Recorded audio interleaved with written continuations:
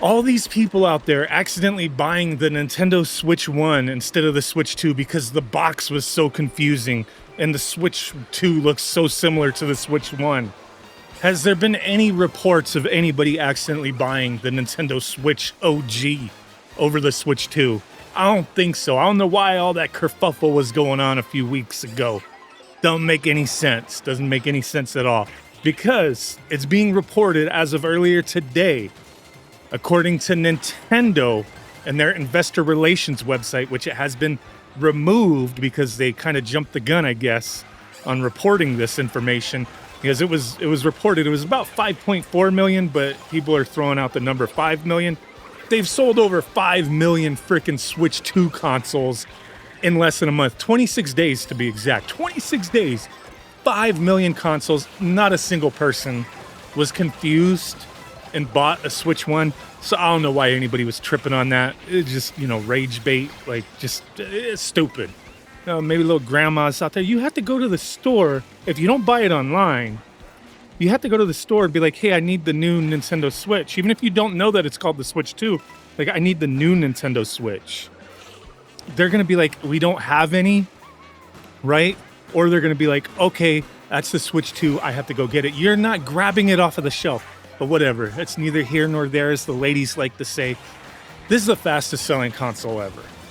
No joke. People, I don't know why anybody was saying this is going to be another Wii U instance. This thing is breaking records.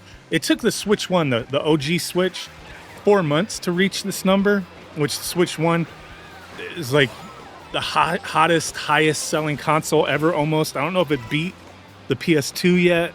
This PS2, Sony, they're kind of, I think they started making up numbers. A lot of respect to the PS2. PS2 is an amazing console. I don't even care if the Switch 1 beat the PS2, but I just know those numbers were like really close, and Sony was just kind of like, they started selling like PS2 pillows and started like adding that to the PS2 sales numbers. Freaking ridiculous. I don't know, man. Just joking.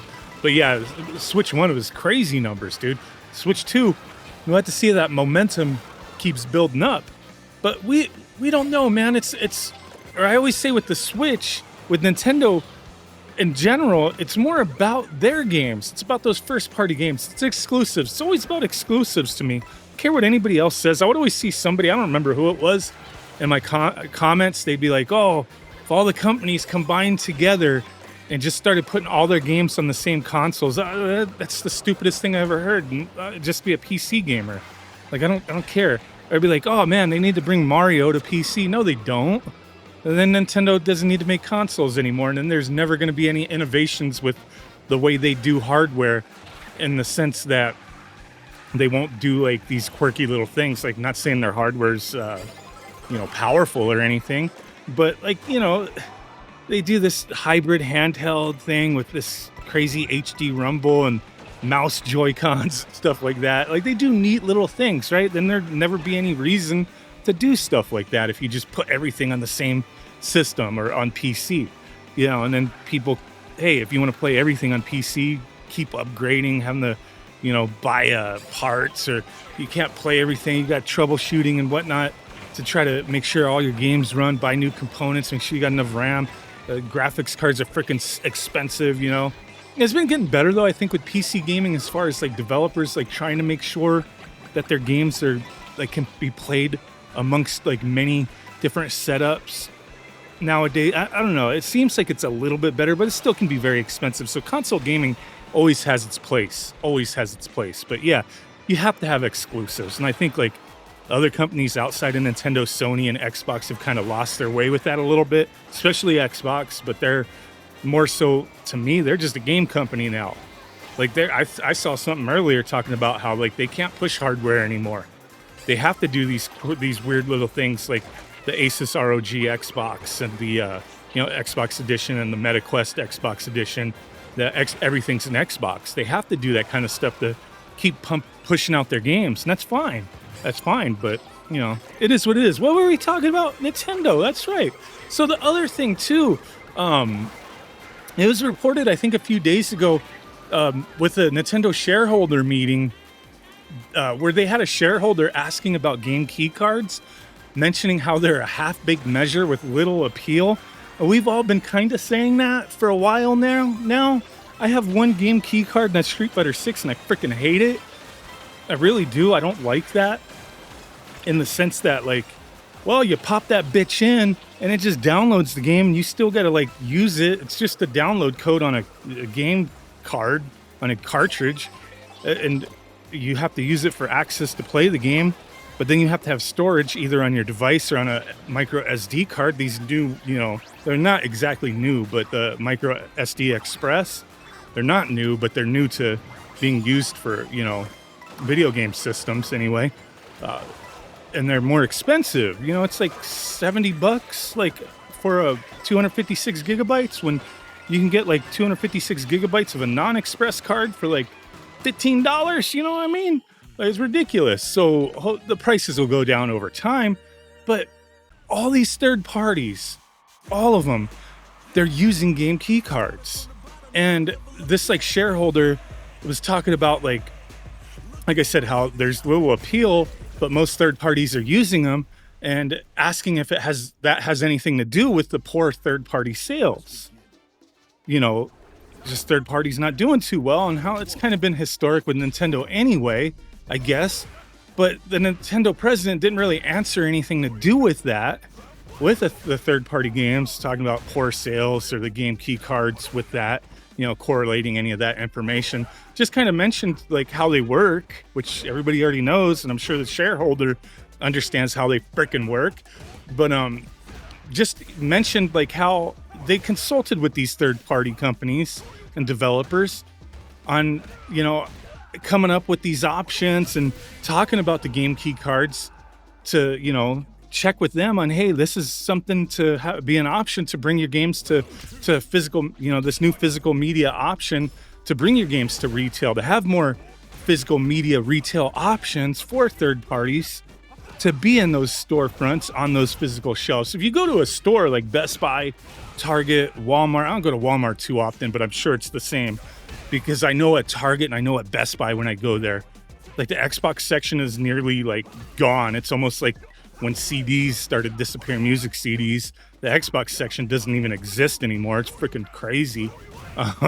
They've done that to themselves. The PS5 section's kind of getting small. It's just all Nintendo. Like the video game section is the Nintendo section.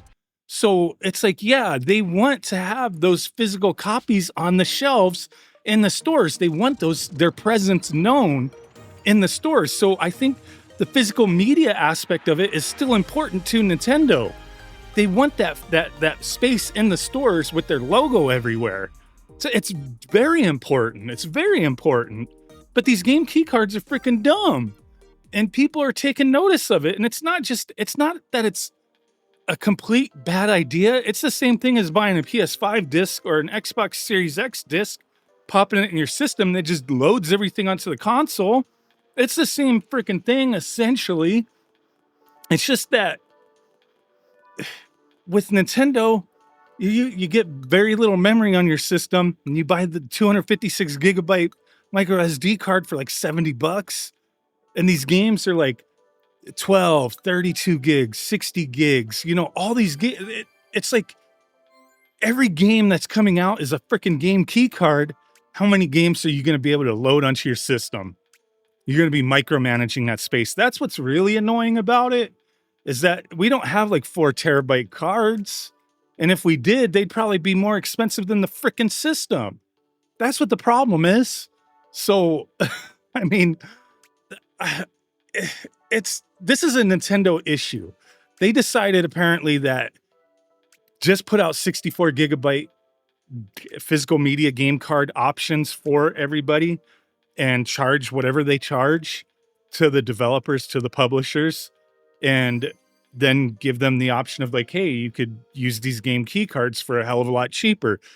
So yeah, of course these third parties are going to go with that option. I don't know what the pricing is, but say a game key card is $5 for them to use, or a 64 gigabyte card is $15. That's dipping into their profits, right? So they're going to go that way. If they freaking lower the price, or they freaking give options for an 8, 16, 32 gigabyte card and, lower the pricing accordingly, then hey, I mean, isn't that what they did with the Switch 1?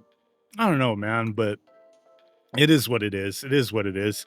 I'm hoping they do that so we get more normal physical media. And also those damn code in the boxes, that shit should be illegal. I just have to say that. I'm sure I said that before years past, but every company's done that. But I really hate seeing that with these Switch 2 games that have been coming out. The code in the box.